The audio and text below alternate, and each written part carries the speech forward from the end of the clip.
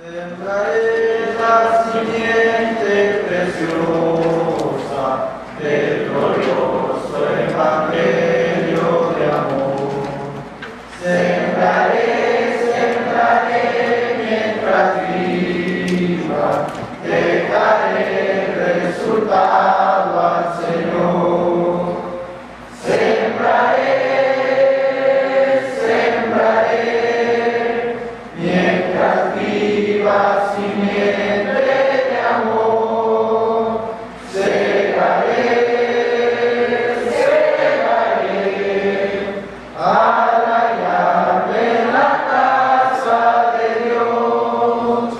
Sembraré corazones sensibles la doctrina de Dios del perdón.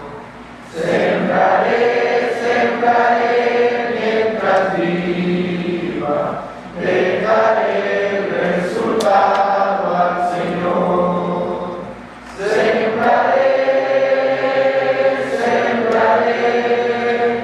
mientras viva simiente de amor. Segaré al hallarme en la casa de Dios. Sembraré corazones de mármol, la bendita palabra de Dios. Sembraré mientras viva, dejaré resultado al Señor. Sembraré mientras viva simiente de amor. Segaré al hallarme en la casa de Dios. Buenas tardes, hermanos, hermanas. Bienvenidos todos los que hoy nos acompañan en este servicio de oración, también los invitados, que sean bienvenidos. Hoy quiero primeramente darle gracias a Dios porque si hay una cosa que podemos entender que Dios nos ha hecho a nosotros, una bendición tan grande, que es la remisión de nuestros pecados. Esa es una bendición muy grande que Dios le hace al hombre.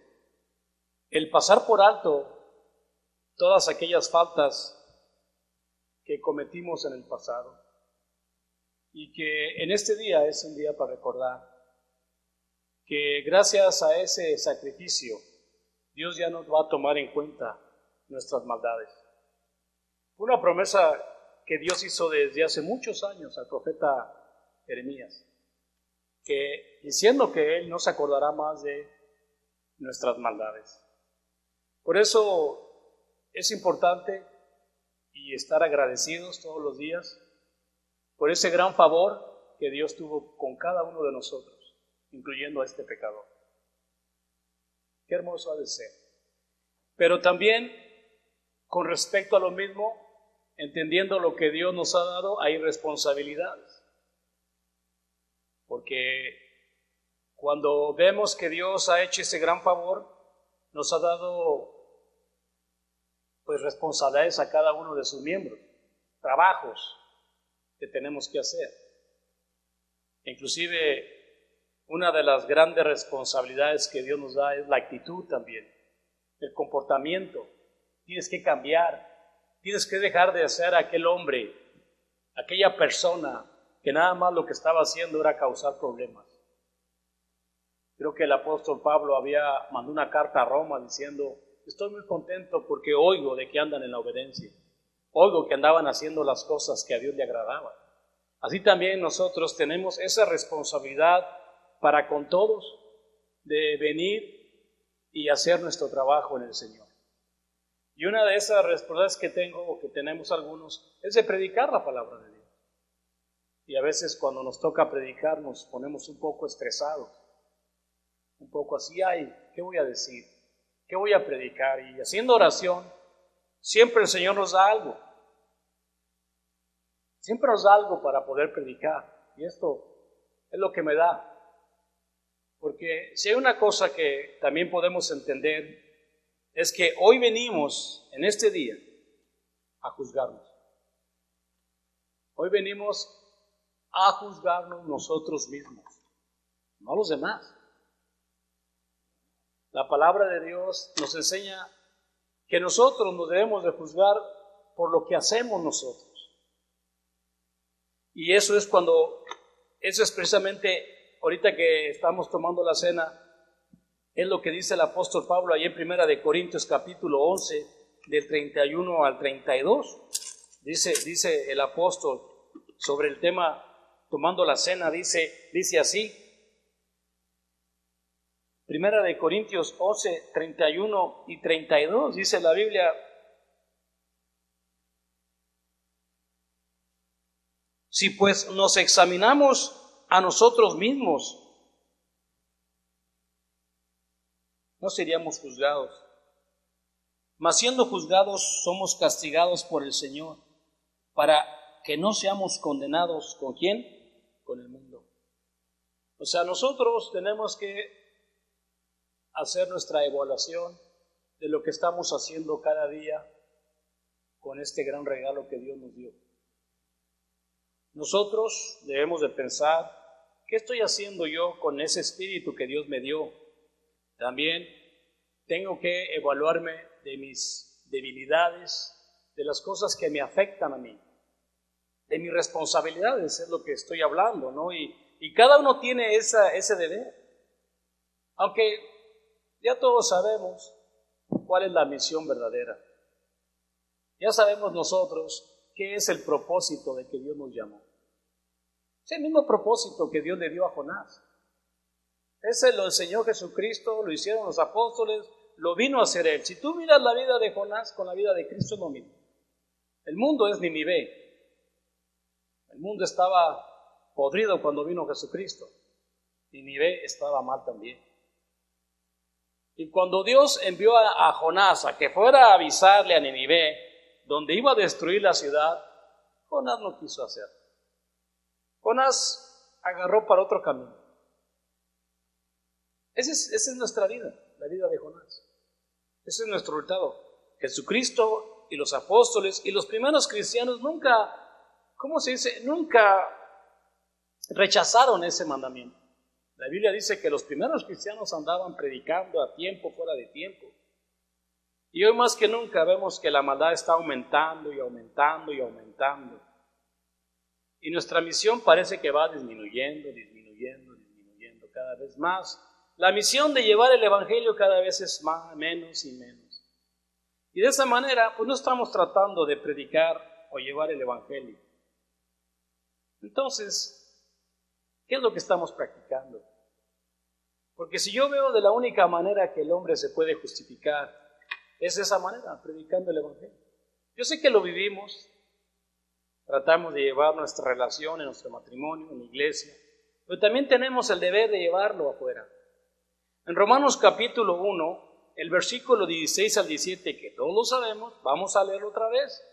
Romanos 1, 16 al 17 dice: porque no me avergüenzo del Evangelio, porque es poder de Dios para salvación a todo aquel que cree, al judío primeramente y también al griego, porque en el Evangelio la justicia de Dios se revela por fe y para fe, como está escrito: mas el justo por la fe vivirá. Parece que cuando predicas el Evangelio, a Dios le agrada mucho que la gente predique el Evangelio.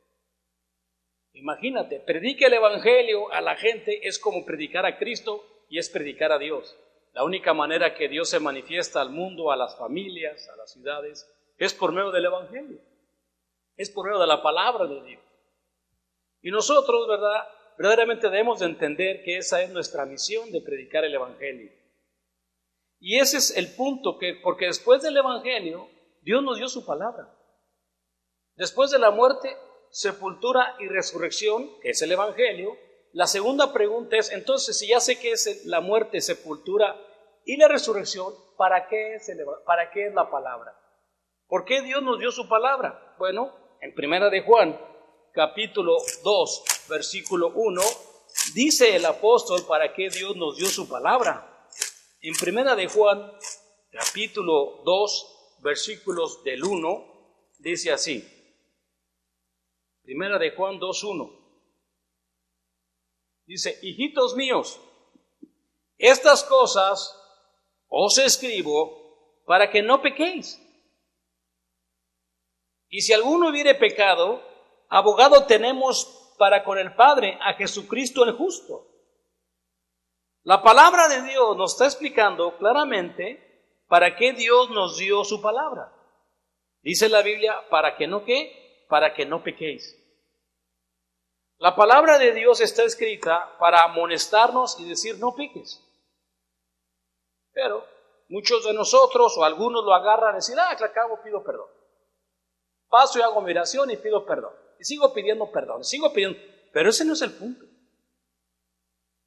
Ese no es el punto. El punto es, se escribieron para que no practiques el pecado. Ya si tú lo quieres agarrar de esa manera, de decir, pues al cabo el domingo voy y pido perdón, que al cabo ¿qué? Pues sabemos que Dios no puede ser burlado.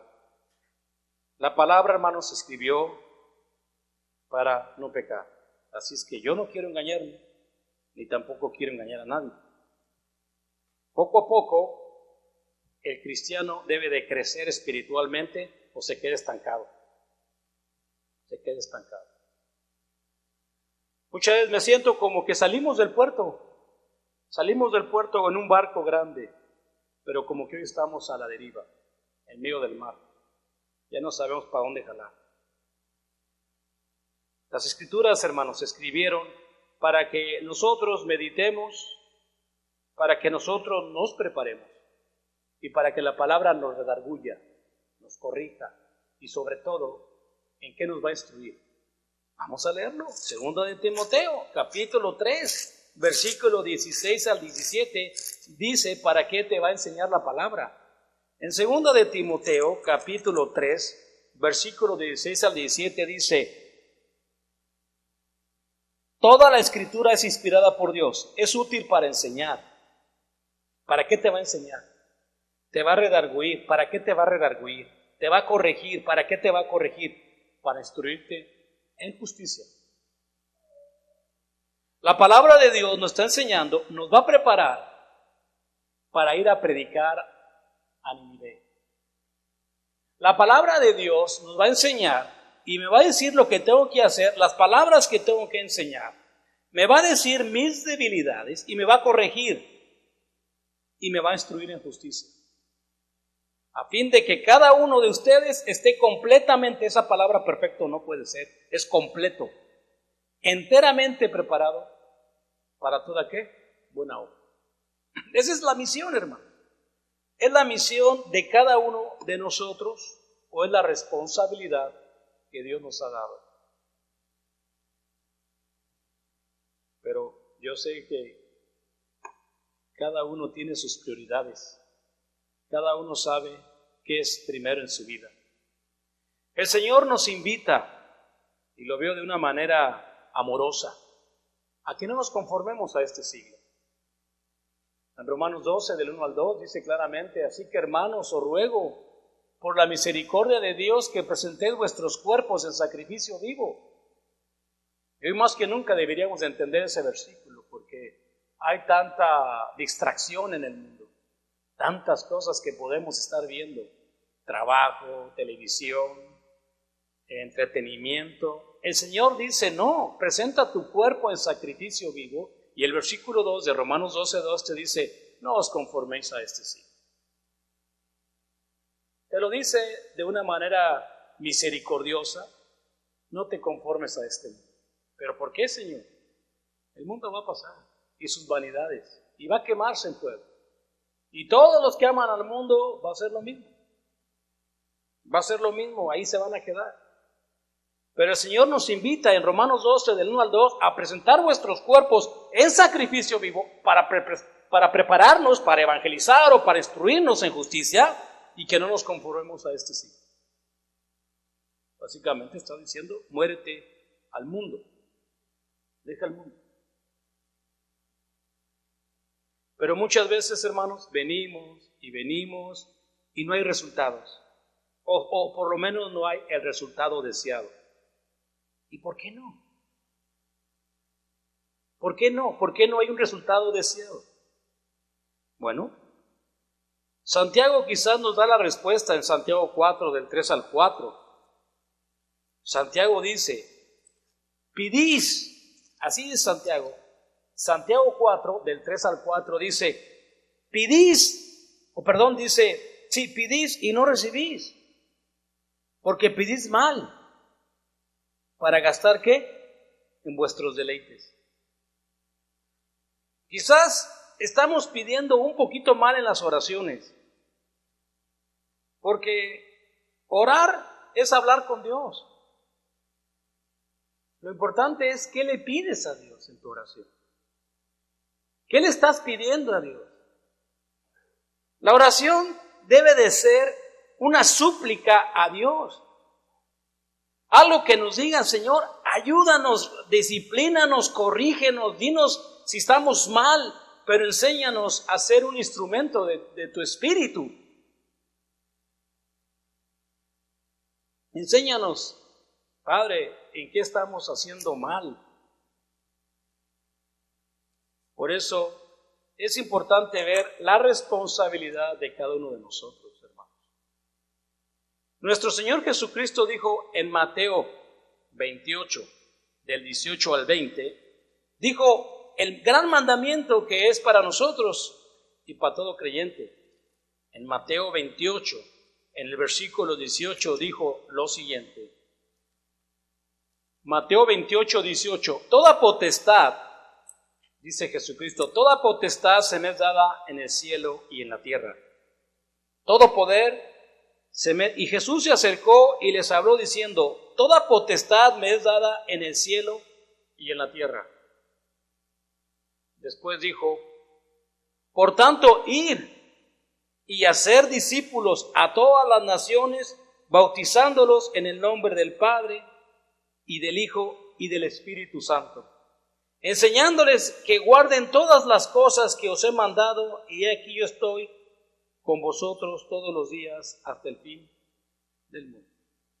Ahí está otra vez la responsabilidad de cada uno de nosotros, de hacer discípulos, de predicar el Evangelio. Nosotros, hermanos, guardamos el patrón de adoración. Y lo guardamos bien.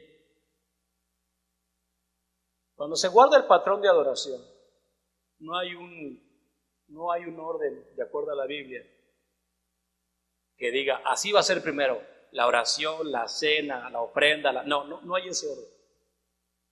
No hay ese orden. Puede uno empezar con una oración, después la cena, luego la ofrenda, o luego como sea, no hay problema. No hay un orden, pero lo guardamos. Y como seres humanos, podemos cometer errores, somos humanos. Pero la oración es completa. La adoración es completa. Así Dios lo pidió. Hay una parte en la historia que nos puede enseñar cuando Pablo, en el primer de la semana, enseñaba la palabra de Dios y adoraban a Dios en ese día. Y en Hechos capítulo 20, leyendo esta escritura, me puse a pensar, ¿y qué puedo opinar de la adoración? En Hechos 27 dice, el primer día de la semana, reunidos los discípulos para partir el pan, Pablo les enseñaba habiendo de salir al día siguiente, y alargó el discurso hasta la medianoche. Y había muchas lámparas en el aposento alto donde estaban reunidos. Y un joven llamado Eutico, que estaba sentado en la ventana, rendido de un sueño profundo, por cuanto Pablo disertaba largamente, vencido del sueño, cayó del tercer piso abajo y fue levantado muerto. Vemos aquí una situación en el patrón de adoración que el apóstol Pablo estaba predicando la palabra de Dios. Y este joven Eutico se cayó desde arriba y se mató. ¿Qué puedo aprender yo de esa adoración? Es que alguien se está durmiendo. O alguien nos estamos durmiendo. Y puedes matar. Te puedes morir. Si no entiendes, el propósito de la predicación es entender verdaderamente la misión. Y vemos que aún así, después de que este hombre cae muerto, Pablo lo levanta. También vemos la misericordia de Dios. Y a pesar de que te estés muriendo, te estés cayendo ya de sueño, todavía Dios te da la oportunidad de que reflexiones y que pienses lo que vas a hacer. Porque si sigues dormido, te quedas dormido eternamente o te pierdes eternamente. Guardamos ese patrón de adoración bien. La segunda, ¿guardamos el patrón del gobierno de la iglesia? ¿Lo estamos guardando? ¿Dónde están los ancianos? ¿Dónde están aquellos que van a calificar para ancianos? ¿Dónde están esos hombres maduros que van a ser los siguientes líderes de la iglesia? Aquellos jóvenes, aquellos hombres que ya tienen años en la iglesia, que ya deberían de ser maestros y que deberían de ser hombres que nos enseñen con su actitud el ejemplo de un cristiano. Estamos esperándolos. Y siempre decimos, somos jóvenes. Ya no somos tan jóvenes. Ya somos gente un poquito ya viejita. Pero esa es la pregunta. ¿Dónde está el anciano? Se diría, ¿y dónde está la madurez? Guardamos el patrón de la salvación. Sí, lo enseñamos correctamente. Enseñamos que para que una persona pueda ser salva, tiene que obedecer el Evangelio. ¿Y qué significa el Evangelio? Que acepte que Cristo murió por él y que resucitó por la gloria del Padre. Y si esa persona cree que Él murió por sus pecados y esa persona lo acepta y se bautiza, entonces esa persona es salva. Está bien. Pero ¿lo estamos predicando afuera?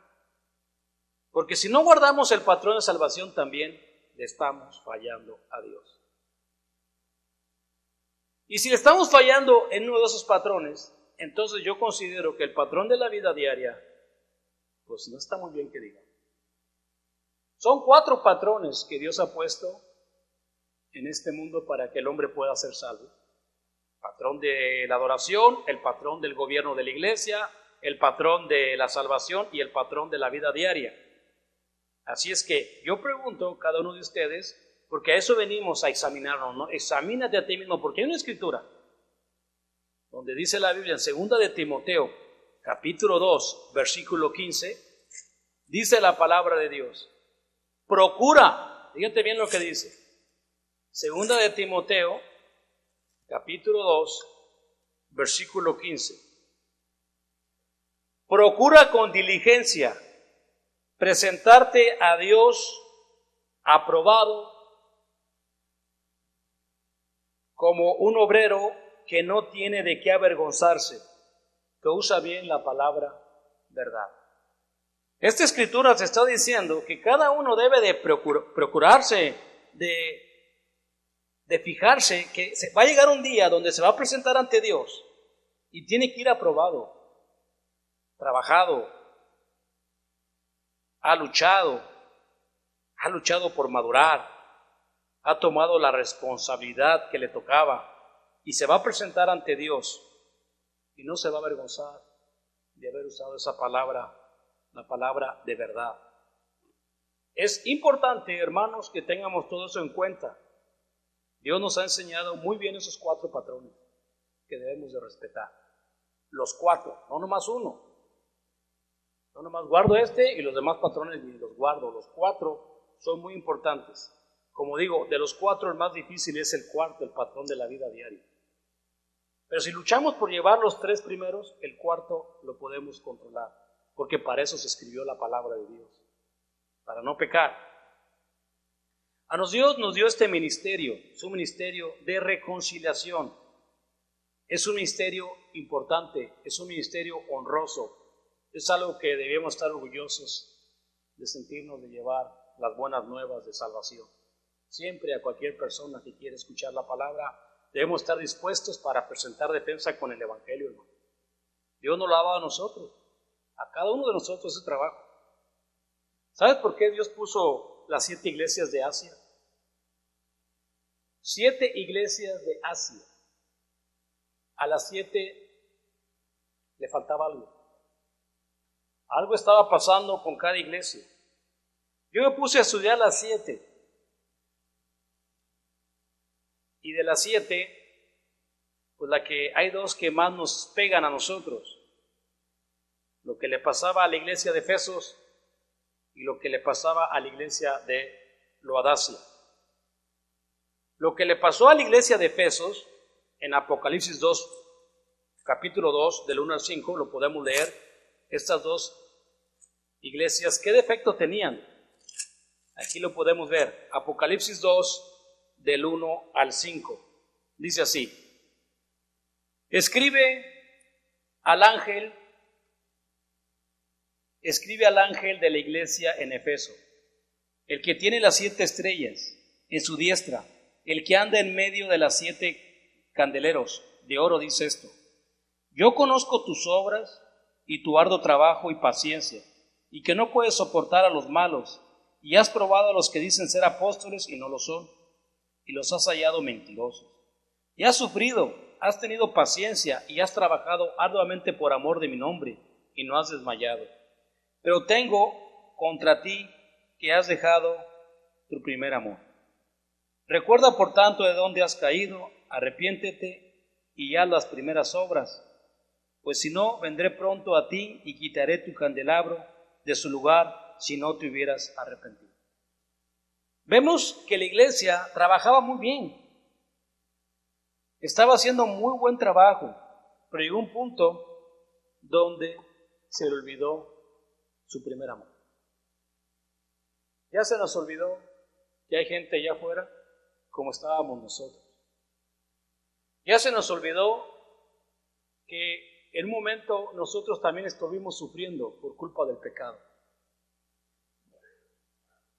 Hay muchas historias que me ponen a pensar. Hay una historia de una negrita, Harry, no sé cómo se llamaba la negrita, que en el tiempo de la guerra de las confederaciones, los negritos que llegaban al norte eran liberados, les daban su papel de ser libres, pero los que estaban en el sur seguían siendo esclavos. Y esta negrita, cuando es liberada, se dedica a traer negritos para el norte para que fueran liberados. Y le decían los americanos del norte que ya no hiciera eso. Le dijo: no, yo sé lo que están sufriendo allá y no puedo dejarlos allá. Y así también muchos de nosotros. Eso es lo que dice el primer amor: se te olvida de dónde viniste. Entramos en una zona de confort donde aparentemente ya no necesitamos nada, estamos contentos. Y la otra es Apocalipsis 3, también la sabemos, del 15 al 16. Dice la Biblia, 15 al 17 dice: Yo conozco tus obras, que ni eres frío ni eres caliente. Ojalá fueses frío o caliente. Mira, eso yo lo entiendo, y lo entiendo muy bien. Dios dice: yo no exijo, yo no pido ni obligo, porque si hay una cosa que Dios nos ha enseñado, es que Él no te forza, pues. Esto es algo que tú debes de razonar. Dice el Señor: pues que fueras frío, hombre. Vete al mundo. Disfruta tu dinero o disfruta tus cosas, pero sé frío o sé caliente. Así dice el Señor, o ponte bien conmigo. Ponte muy bien conmigo. Dice: pero por cuanto eres tibio, y ni frío y ni caliente, te vomitaré de mi boca. ¿Por qué es un tibio? Un tibio es muy comparable a un impío. Un impío es una persona, yo siempre he dicho, si vemos aquí en el fútbol, el deporte, los domingos, su casa, sus carros de lujo ahí en los garages, casotas muy hermosas. Ellos no les interesa venir a adorar a Dios. Ellos no les importan sus pecados. Ellos no tienen necesidad de recordar este gran obra que hizo Dios, y gracias a él existe Estados Unidos. Y ahí están, son impíos. Entonces un tibio se vuelve un impío. Empieza a entrar a una zona de confort. Te empieza a dormir Satanás muy a gusto. Vienes aquí al servicio de adoración nada más para cumplir el horario, ya nada más para decir, ya se acaba, me voy. Pero el Señor no te está pidiendo algo fuerte. Si tú eres frío, sé frío. A lo mejor no eres de fe, o a lo mejor no soy de fe. Vete al mundo. Así como cuando aquel hombre le trajo el dinero a Pedro, ¿no? Le trae el dinero, le dijo, mira todo lo que me dieron, le dice Pedro a Ananías, te hubieras quedado con tu dinero, nadie te lo estaba pidiendo. Vete con tu dinero, nadie te lo pidió, ¿por qué mientes a Dios? También un tibio se vuelve mentiroso, porque está diciéndole a Dios que es caliente y no es caliente. Entonces dice el Señor, pero tú dices, ahí está el impío, yo soy rico y me he enriquecido y de ninguna cosa tengo necesidad. ¿Qué? Y sí es cierto, hermano, el rico no tiene necesidad de nada, ni de orar, menos de ir a predicar el evangelio, menos de venir aquí a adorar a Dios. No hay necesidad de nada, puede tener hasta sirvientes que lo cuiden, lo que sea. Pero el Señor le dice al tibio, al que está dentro de la iglesia, le dice, y no sabes que tú eres un desaventurado, miserable y ciego y desnudo. ¿Y por qué ciego? Porque no estás teniendo visión. No estás teniendo visión. Por tanto, el Señor te aconseja que de mí compres oro refinado. ¿Qué son las riquezas de Dios? Sino el evangelio. ¿Qué son las riquezas de Dios? Para Dios las riquezas no es la materia. Jesús nunca vino a hacerse rico materialmente. ¿Qué son las riquezas de Dios? Colosenses capítulo 1 del 26 al 27 dice exactamente lo que son las riquezas para Dios, para con nosotros. En Colosenses capítulo 1, versículo del 26 al 27, son las riquezas, hermanos. Dice, Colosenses 1:26 dice, el misterio que había estado oculto desde los siglos y edades, pero ahora ha sido manifestado a sus santos, a quienes Dios quiso dar a conocer las riquezas de la gloria de este misterio entre los gentiles, que es Cristo, entre vosotros la esperanza de gloria, a quien anunciamos, amonestamos a todo hombre y enseñando a todo hombre en toda sabiduría, a fin de presentar en Cristo Jesús a todo hombre. Ahí vemos estas riquezas, que era un misterio que estuvo guardado desde los siglos, desde las edades, para que a nosotros Dios nos ha dado estas riquezas, que es la gloria eterna. Si a nosotros no nos interesa la gloria eterna, no nos interesa el evangelio, no nos interesa predicar, no nos interesa amonestar a nadie, no nos interesa este gran plan que Dios ha puesto. Así estaba en el Viejo Testamento. Cuando Dios le dijo, no me acuerdo a qué profeta le dijo, mirar los caminos. Fíjate bien en todos los caminos del hombre. O sea, medita bien en todos los proyectos del hombre carnal, lo que quieras, y mira el camino que te he puesto. Pero tú dijiste, no caminaré, no andaré en ese camino. O sea, a partir de que Dios está poniendo las riquezas en la mesa, te está poniendo el plan de salvación, que es por medio del evangelio, dice el judío, no caminaré por él. Qué tristeza. Es muy triste la situación del creyente cuando nosotros no queremos la responsabilidad, porque la responsabilidad que tenemos para con Dios, hermanos, pues son muchas. La otra vez en un estudio que estaba haciendo con los hermanos, les hice una encuesta. ¿Qué responsabilidad tú tienes para con Dios, hijo? Empezó la Victorita y dijo, ir a la cena del Señor. Perfecto, ¿alguien más? Tenemos que estudiar, prepararnos para predicar, abstenernos de ofender a Dios. Tenemos mucho que agradecerle a Dios por lo que hizo por nosotros, mucho. Y de única manera que podemos darle gracias a Dios es que me use para hacer algo. Úsame, Señor, esa es la oración, úsame, Señor, para yo llevar algún día alguien a Cristo. Si un día me encuentro a una persona necesitada, Señor, yo quiero ir, Señor. Yo quiero ir a predicar. No importa el costo, no importa el tiempo, yo lo voy a hacer.